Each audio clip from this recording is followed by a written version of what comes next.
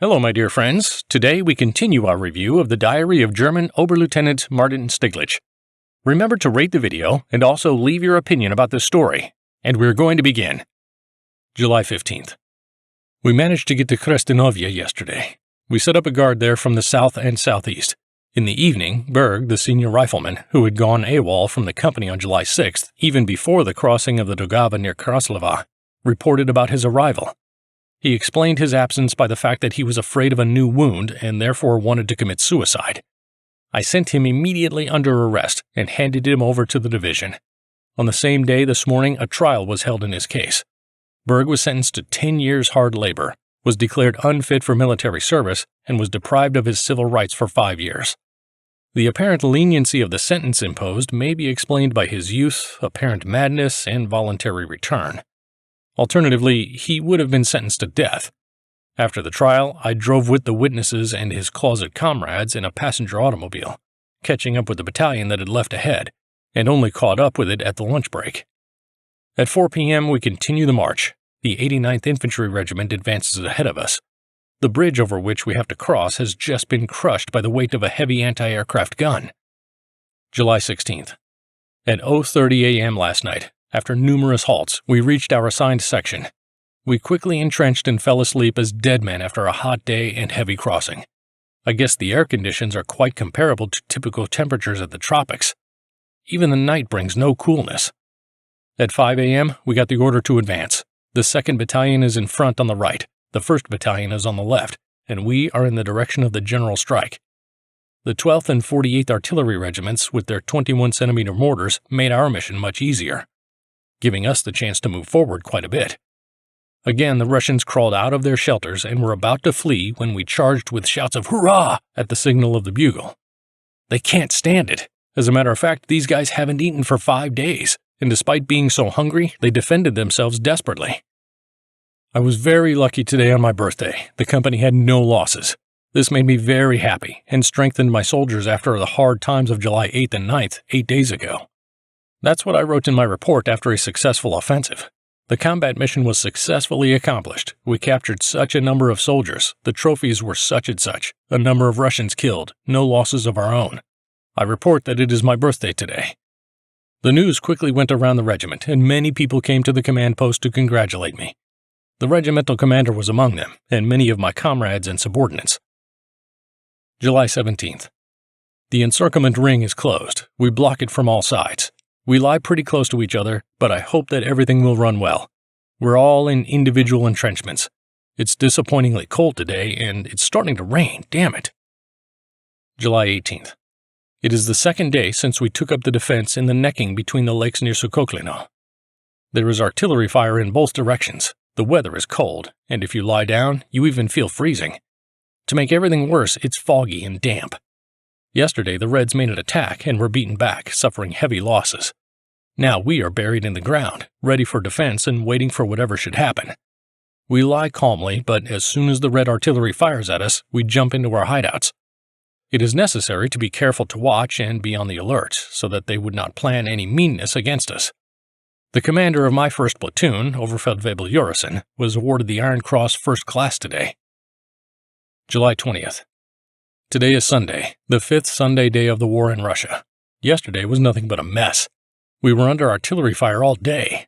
It was impossible to catch a break. The weather cleared up some, but our reconnaissance planes were unable to be engaged because of the low cloud cover. The regimental offensive by the 2nd and 3rd Battalions was scheduled to begin at 6 p.m., but it was already 8 p.m. when we actually launched the offensive. My company charged from the front, the 7th Company encircling the enemy from the right, and the 3rd Battalion attacked from the left, so we caught all the artillery goodness. In addition, the dusk thickened, and the offensive ceased on its own. The Bolsheviks fell into another kind of disgrace, war gases. When we came under artillery fire, and upon receiving my order to quickly regroup for defense, the company promptly dug into the ground. Rarely, I and Penguin managed to entrench faster. Amidst the noise of fragmentation and fugitive shells, I unexpectedly heard these particular bursts of shells that explode with a disgusting crackle and without shrapnel. It looks like shrapnel, but these shells explode high up in the air almost without a rumble and have a brisance effect. My eyes were immediately blinded by the acid odor of chlorine. There was no doubt about it, it was gas.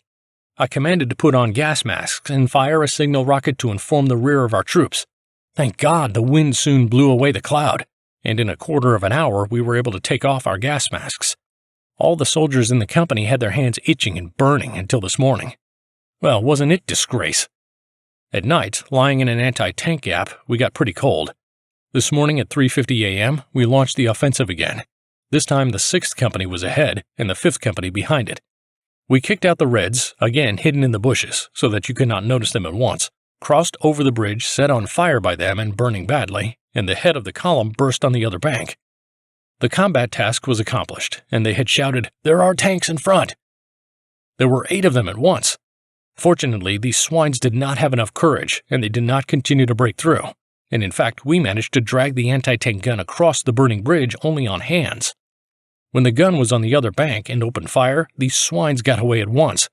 They were firing large caliber guns. We were also shelled by artillery, heavy mortars and tank guns, 7.26 meter machine guns and 3.7 centimeter cannon. We quickly entrenched ourselves in the bushes. At 11:30 a.m., I was ordered to take up the defense. The entire regiment goes on the defensive against the Reds, attempting to break out of the cauldron from the south. I wish they would advance with infantry alone, without artillery softening up. Without artillery support as powerful as in the last 3 days. In that case, I believe we could cope with them. This kind of defensive fighting takes special effort. It is necessary to observe constantly to spot this scum at the first attempted approach. What will this war be like from now on? Currently, we know almost nothing about the state of affairs on the fronts. The situation is still unfolding and nothing is being brought to our attention. Major Oberauer was awarded the Iron Cross First Class, and that made us very excited. There are 5 men wounded, 1 killed. This is the balance of the last few days. All Sundays so far, beginning with the first, have been days of great skirmishing. The resistance of the Reds begins to grow visibly stronger. July 21st. I took out additional insurance on my life for 5,000 Reichsmarks and sent the papers off yesterday. The fact that this is being done right during the war is laughable in itself. Actually, this procedure was initiated by me back in May, but only now it came to realization. After the reconnaissance group was sent, I went to sleep, as there was no sign of the Reds. The night was quiet. I ordered to hand out blankets to everyone so that they could have a good night's sleep. In the pre-dawn twilight, a gully washer suddenly started, and we quickly moved to take a nap under the tarpaulin. In the morning, I washed myself with a bucket, changed my pants, and shaved away my 5-day stubble. It's already 3 p.m. The commander of the 3rd Company, 459th Regiment, has just arrived and replaced us on this section. We have been ordered to march in a northeasterly direction. The order to march has just been given. July 22nd. The march was short, only to the village of Osnitzy. There we had a night halt. We were forced to settle down in isolated shelter trenches. A Red battery was firing at us from somewhere. An enemy bomber was hit in front of our eyes and one of the Reds' formations fled. At night, we were forbidden to fire on air targets for all our units. Our comrades from the Luftwaffe were on a major mission, and today we heard on the radio about a large air attack on Moscow. That's great!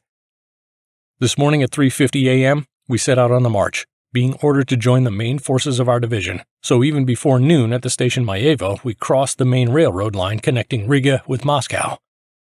Our track sappers worked hard on the section. We spent our lunch break between 11 a.m. and 3 p.m. at the lake, which unfortunately was silted up. The roads were again awful. Now we are sitting in a roadside ditch and listening to the news about the dismissal of Voroshilov from the post of Commander-in-Chief. That is where he should be, a palace coup. All of us wish for the quick and total annihilation of the Reds. That's why we're all unsympathetic to this country, both the country and the nation. The vital and practical necessity of solving this problem has become clear to every soldier. The way the battles are fought, the local landscape, the enemy himself, and the methods of warfare they use, everything makes this war unsightly. July 23rd. We gathered for the march in a hurry because the regimental radiomen had made a mistake with the time.